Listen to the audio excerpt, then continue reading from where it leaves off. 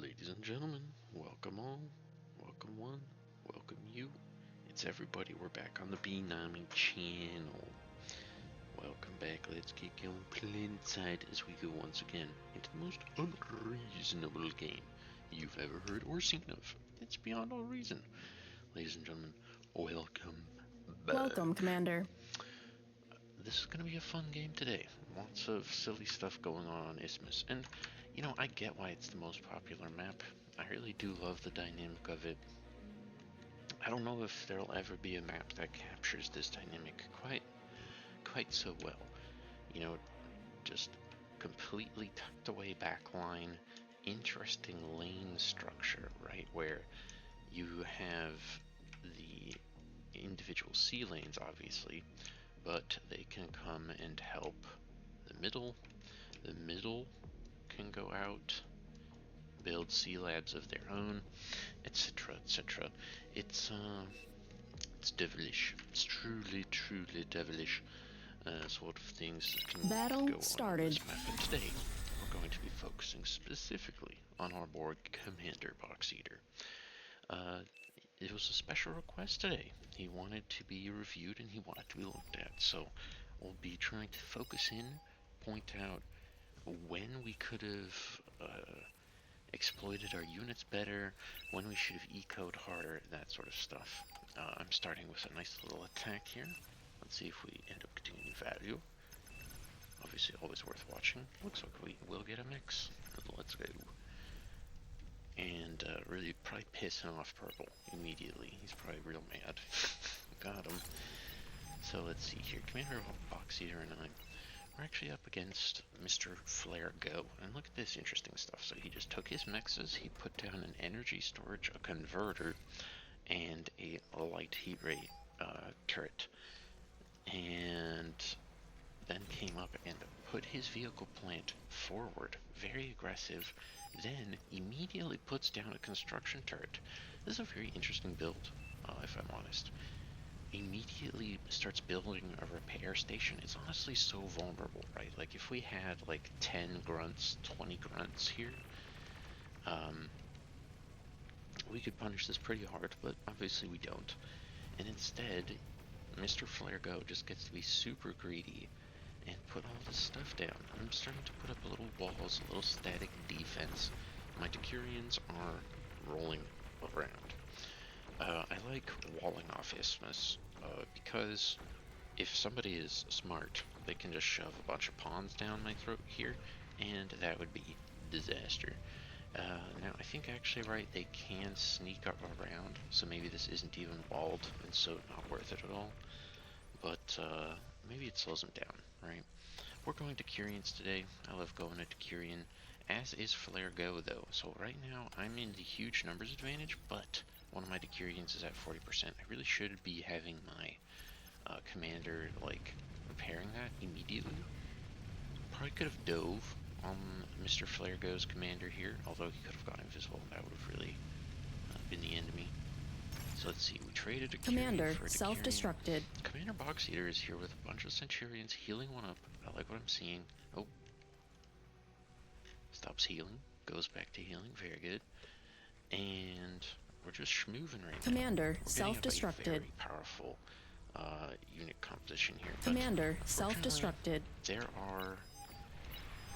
There's a man out for our blood. Our GOC has not contested the sea Commander at all. self-destructed. Like a greedy bastard, and Mr.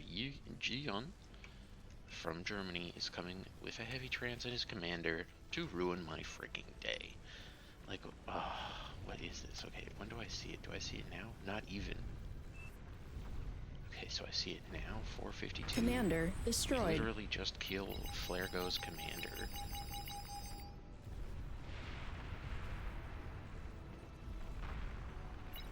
And then he's just killed everything. Oh, man. I wish I could have moved one of those constructors out of the way. I think just having one more constructor would have been really good here. Now, disaster. Commander self-destructed. Not much to do about it. Battle paused. We're in a bit of Battle a bit resumed. Of pickle. We don't have a heal station like Mr. Flare Go does. We don't have an extra 2 constructors building another construction turret behind all of this to heal our commanders, heal our units. We're now desperate with me having nothing, like literally nothing, one 4.3 mechs. I guess, what's the play here? Maybe I try putting a lab down on the 4.3 mechs here. It's actually kind of funny, of course, if we look at the stats right now. CommanderBoxEater has made the second most metal in the game, because he got to eat Flarego's commander and a bunch of this stuff here. So he is quite a rich man, actually. Hopefully his commander doesn't die. Nice micro, I like it. Cutting away from the Decurions, always good. Definitely, unfortunately, wasted a little too much energy on the cloak there. Like, could have decloaked a few seconds earlier. Saved yourself a few thousand energy. Walking and being cloaked costs 1100 energy per second or something ridiculous like that. I tried putting down some LLTs, but definitely not enough in time.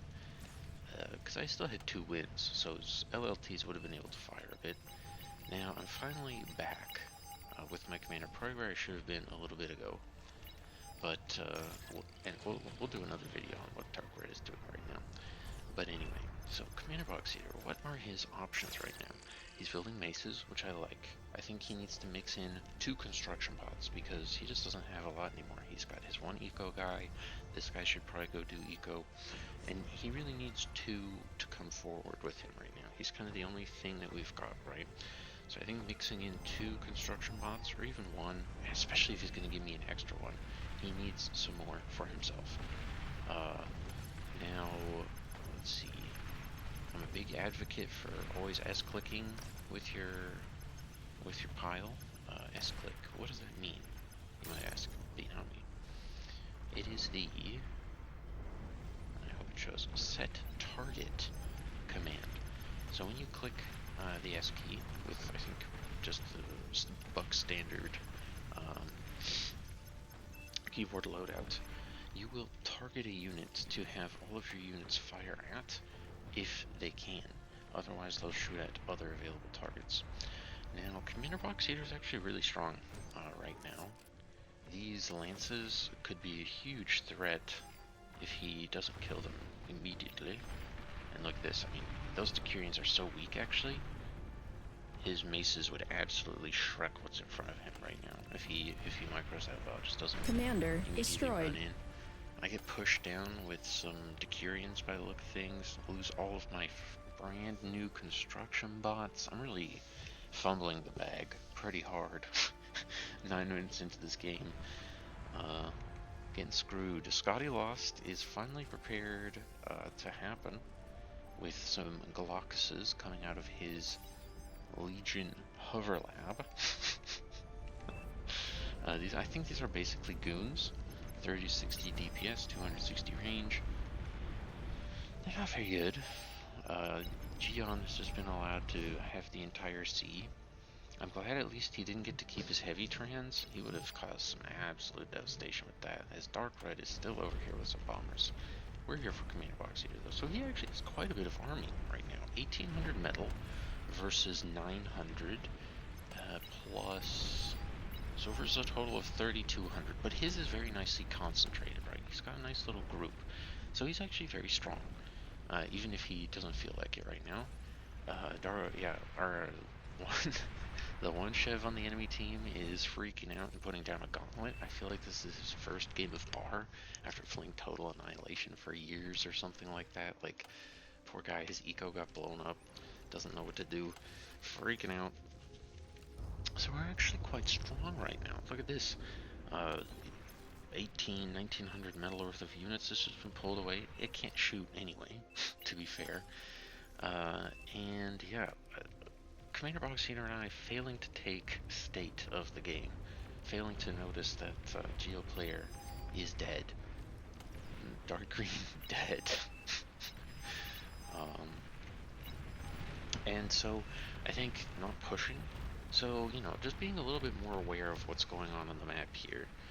would have been really powerful, because opponents are super weak. Like, look at this, he's putting down construction turrets, and he's rezzing. Look at this, he got to res his tier 1.5 mechs. That's crazy. He just got to do the most greedy, build back better plan ever. Now, I also go for a very greedy build back better plan, and you only do this so many times before you just stop doing it, and we'll go over that. So CommanderBoxEater, very strong right now. Let's see. Like what I'm seeing, he needs to keep one guy building some wins. Always want to be scaling wins on Isthmus. It's so easy, it's so low impact, and it just, once that starts building Commander up and destroyed. coming in, and you start being able to convert it a bit more, get that extra, 10, 15 metal per second from your win, that really does add up quite a bit over time. Now, I gotta say, I really don't like this micro, where we just have our units kind of in a ball. Just right-click them, baby. Just right-click them. It's so much fun. Get a formation going. Like, look at this Commander nice little V destroyed. formation that we could do, or just like a little shallow concave. We just need something that isn't all balled up, right? It's better against the fire. It's better against the Gatling gun. It can miss.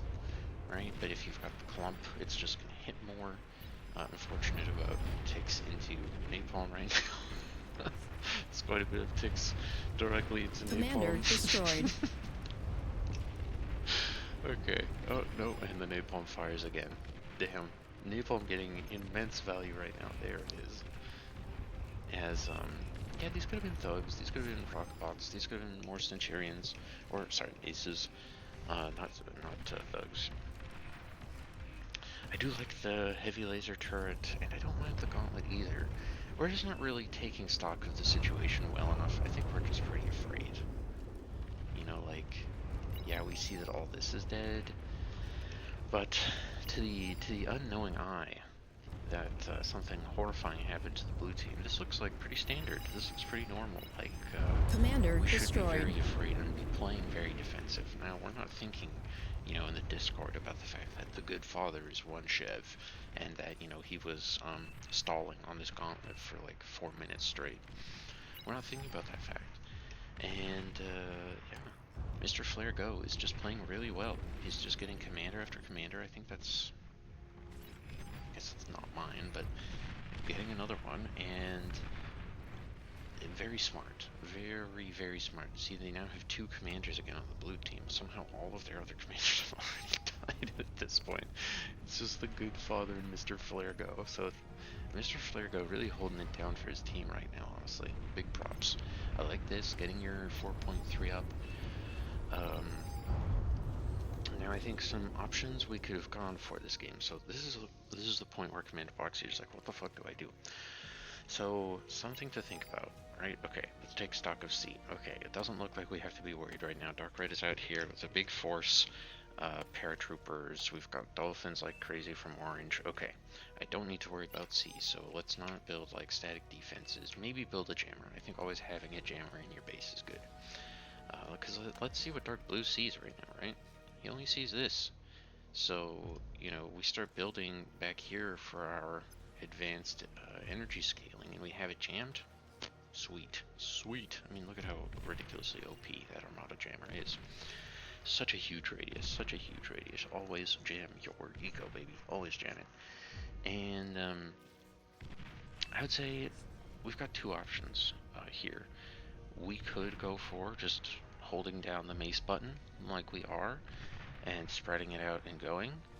Now, unfortunately, Kane 007 is actually an agent for the enemy team. He's doing classic bad stuff, just filling the pond with titles, weird scaling, weird defensive structures, just spamming martyrs. He thinks they're thugs. They're not. These are martyrs, and these are very different units. These have high range, way lower health, and very mediocre DPS. You need to have all of these in a line, or like in a nice, once again, a nice V, right? To get them in a V, and move them forward. Moving them forward like this, you're not going to be killing anything. And look at this. Just look at this horrendous micro from Kane 007. He is an agent for the enemy team, and poor CommanderBoxEater is just going to follow up, into death, and like, it's almost good enough. This completely unmicroed blob with just a tiny bit of micro, I could have sniped all this stuff. They're so long range. You gotta make use of the thing that your units are good at, right? Like, don't just play Legion because it's the cool, like, alien faction. Play it because you're like, I want to use these ranged units to the maximum. I'm doing my best to recover. Munch, munch, munch, munch, munch. Greedy, greedy, greed. Got myself metal storage somewhere, hidden behind the rocks, and moving my life somewhere else. Now, okay, it hasn't happened yet. Okay, I hate this. I hate what I'm doing here. This is so dumb. I just like trying to, like, ugh. This should have just been so many wins. Even though I'm playing Legion and wins are not that good, right? They cost 45 metal, which is ridiculous compared to even, oh no, I guess it's not that bad, is it? Where's the Armada guy? I thought it was actually a really noticeable difference, but I guess it's not. Okay, it's 5 metal difference between the Legion and an Armada wind, which, you know, makes a difference. But I had 1500 metal before I dumped most of it into this stupid tier 2, and then CommanderBoxEater kindly gave me what I wanted. So I really regret building this random ass tier 2 right now. I could have just helped my boys. I could have built like artillery or something, you know, anything really, some units. And this push probably would have worked, because look at this, Kane 007, he's committed, man. This guy, he's got, he knows what he wants. He knows what he wants. He wants it, man. He wants to sacrifice the satyrs.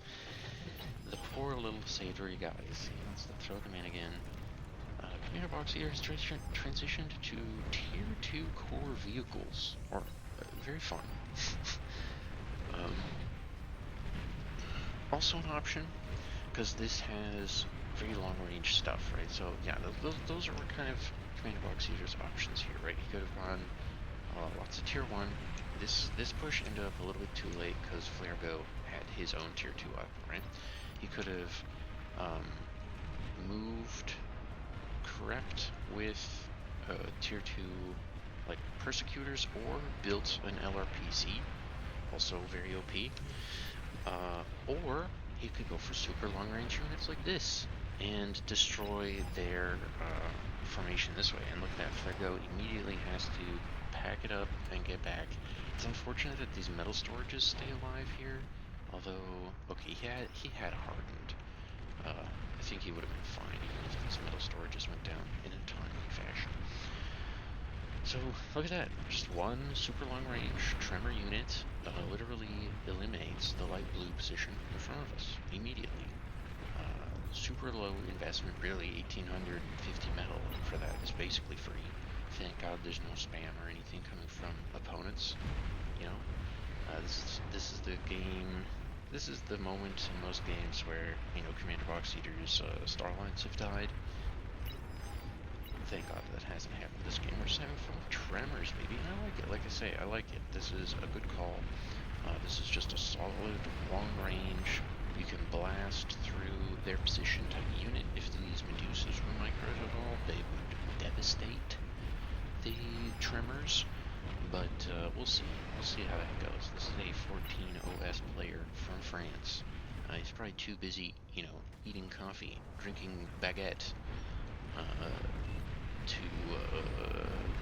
really micro his Medusas properly. He's just, you know, oh, the Gorgon, oui, oui. I like the snake, turn to stone, the American, yeah.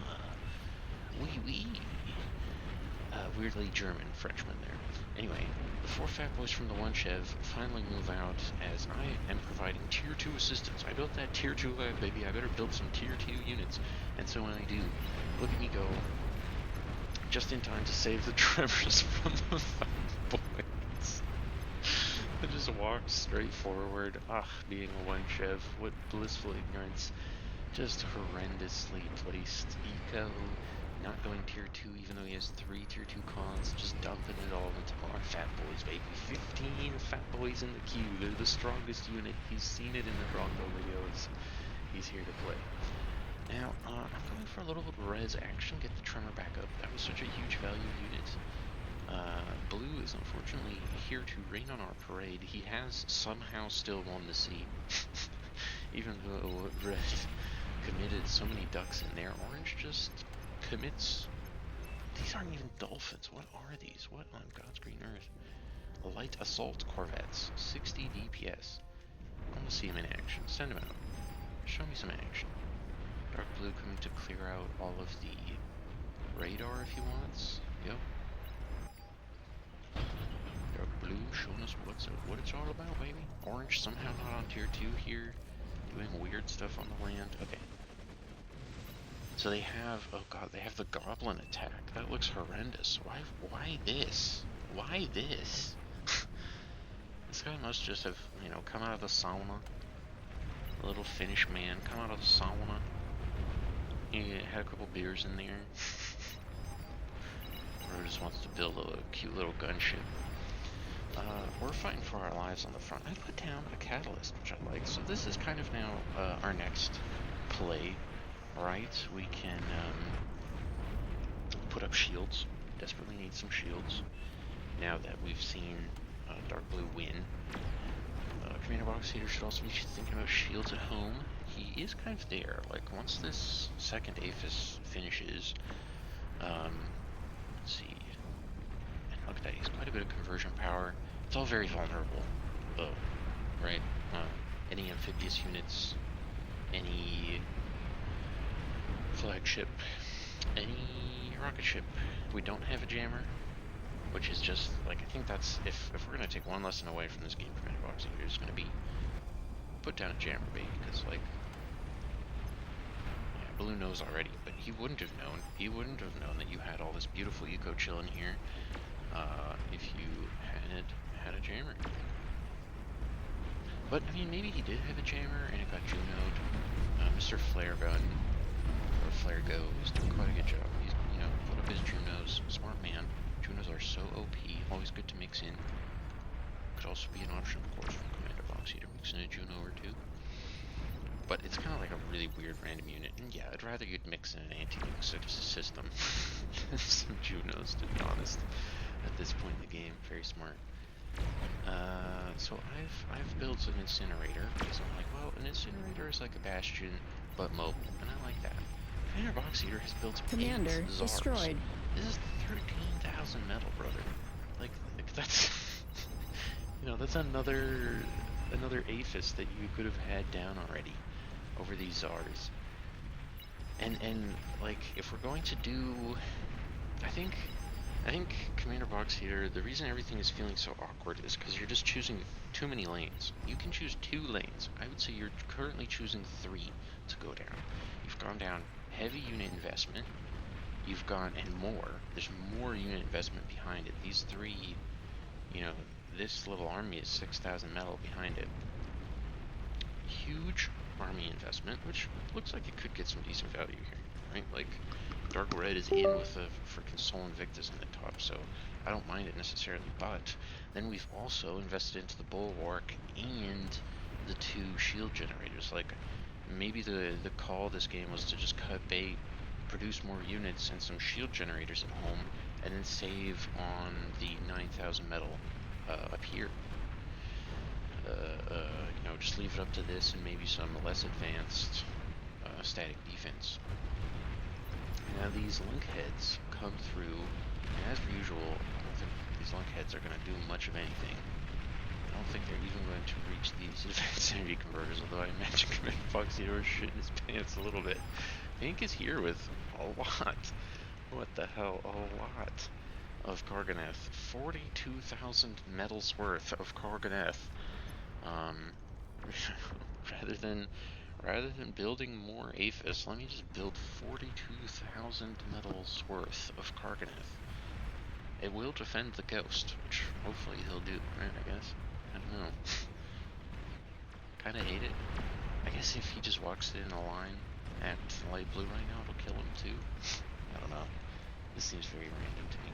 Wait, Karganeth have anti-air, baby. He's getting so much free value, it's funny.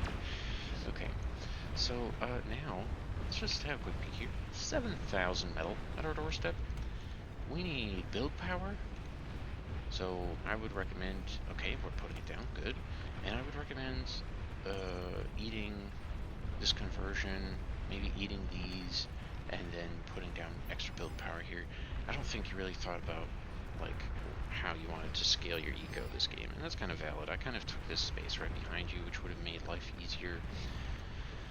Always something to think about, alright? If there's a lot of space up here, you could have sent out vehicles over there to go build. Although, of course, Cortex is kind of fucked, kind of cooked in that manner, where your vehicles don't have the console equivalent. But yeah, 7,000 metal in front of us. We could keep scaling, or we could go tier 3. Honestly, like we definitely want to slap down a metal storage too. That's always something to think about. Like, we would have had probably 4,000 more metal in our bank if one of these guys chilling back here was putting down a metal storage right then. Now, our air player has gone nukes. He has a nuke, hasn't fired it yet. The enemy air player, very, very nukeable. Very nukeable. I think their air's been complaining the entire game because he got run over, really. As let's see, yeah, where did our... Okay, our Zars ended up getting fried one by one by the Bastion in the end, which was very unfortunate. Honestly, they might have had better effect against the Titans, or just trying to run through into Pond. This was kind of calling me together, and yeah, that was a bad one for sure. My poor Incinerator's like, oh god, get me out of here, my big brother's after me. And yeah, Mr. 007 for the enemy team coming to feed another 9,000 metal with a continuous stream, of course. You never really think about how much spam really costs. It's 25 metal. 25 metal every 3 seconds. Going twice every 1.5 seconds times 25, right? How many 1.5 seconds are there in a minute? That's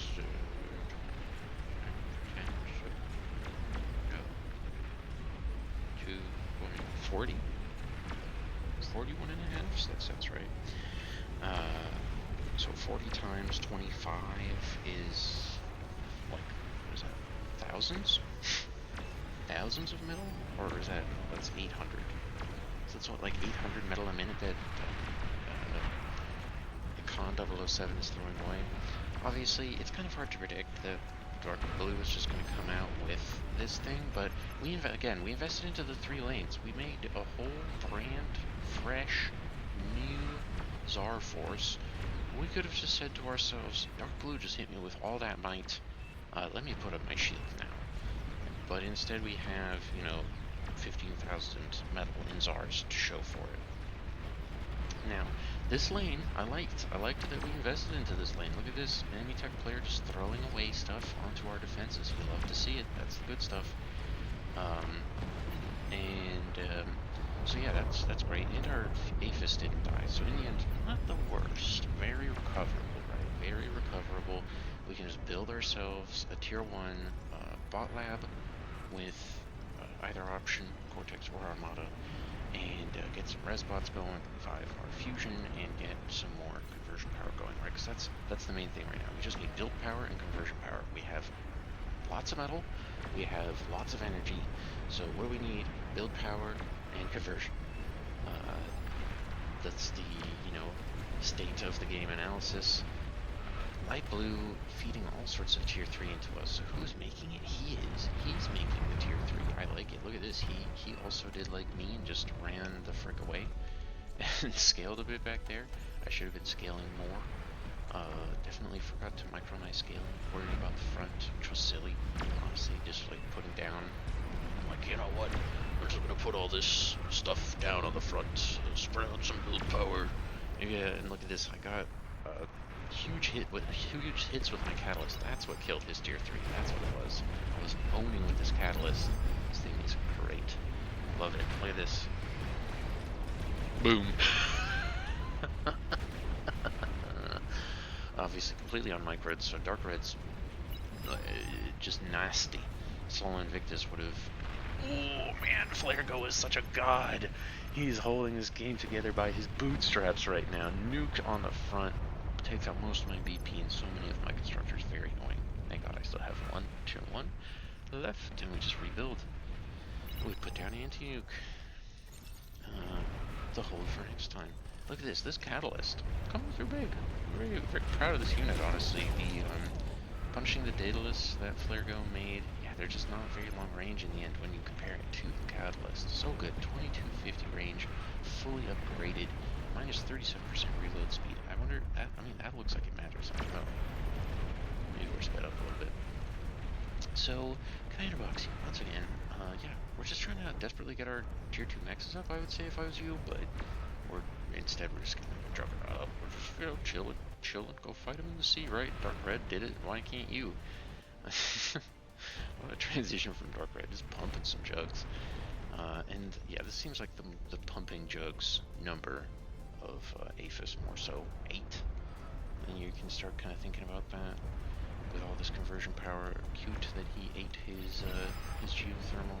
But yeah, I think that for the basic concept that we can take away from this game, like the overall takeaway from CommanderBoxEater should be, we invested into 3 lanes this game, right? We have to think about, like, what am I investing into? And you can't spread it out too much. Like, I did it too. I was investing into getting my tier 2 mexes up, and I was building a tier 2 lab. I should have just been scaling energy, right? Very not thinking about what I'm investing into. So we need to be thinking, like, am I investing in, do I want to invest into units? Do I want to invest into static? Do I want to invest into eco, right? And the answer to those questions depends on things like, what units can kill what my opponent has right now? And if, my units succeed, can I then push, right? Like, is my eco big enough where I can build the units I need, that those units can then kill the enemy stuff in a fashion where we can then actually get something off of it? If the answer is yes, right, you're thinking like maybe starlights, or you're Commander thinking about destroyed. adding banishers or tremors. Tremors were a really good option this game. Then you do that. The tremor call was insane, really, I think. It really stopped a ton of momentum that Flairgo had been building up. Honestly, Flairgo could have done this game by himself, I think, just about. If we hadn't had those tremors gunning him down right then, he could have really thrown another push into this top lane pretty quickly, I think, and that would have absolutely devastated us. We were so weak here after that early calm drop that I just never really properly recovered from. My recovery was pretty weak this game. We're glad to be analyzing CommanderBoxEater. And so yeah, I think that's our main takeaway here. I mean, you're great at microing units. I think we also just weren't able to take in the game state quite properly, right? We weren't thinking about the fact that we could literally see the blown up wrecks of Purple's base, and that we were so strong. Dark Red is doing fun stuff. We're not gonna look at that just yet, folks. And yeah, I think that's the main thing, right? And then obviously always munch your metal, folks. Always slurp the metal. Nothing wrong with slurping some metal, as I'm now scaling, catching back up to Flairgo. See, and that's the problem, right? Like, Flairgo can hold, he can make these beautiful tier 3 units, but eventually I'm going to be out-ecoing him, and I'm going to start adding in Sol Invictus and Juggernaut, just like the rest of my team, and that will overwhelm you. Or maybe just a huge army of commandos. We will see that probably in the next replay review, when we go look at Dark Red in particular, who absolutely carried the hell out of this game. So I hope you enjoy it. I hope CommanderBoxEater enjoyed in particular. Battle ended. Get in a lane and stay in there. Get your ADHD under control, man. Pick a lane and stay there. And I think that'll make you feel much more focused and able to transition into more stuff, right? Like, if you're just choosing, okay, I'm gonna build static and eco, right? It's always, I should say, choose one of 2 lanes. It's not 3. It's either units and units or static and eco. It's always eco. I feel like there's no point in the game where you shouldn't be putting down wins. Well, maybe in the early game, right? You can talk to me, but you're always trying to scale. So what are we doing besides that? Are we doing the units, or are we doing the static? That's our takeaway for this game, because we just got caught up in having all these units and all this static, and that made your game feel really awkward and slower than it should have been. So I hope you all enjoyed. coming planet-side with me in this most unreasonable game. And I think I'll see you guys next time when I go planet-side. Thanks for joining us here on the B Nami channel. See you next time. Bye-bye.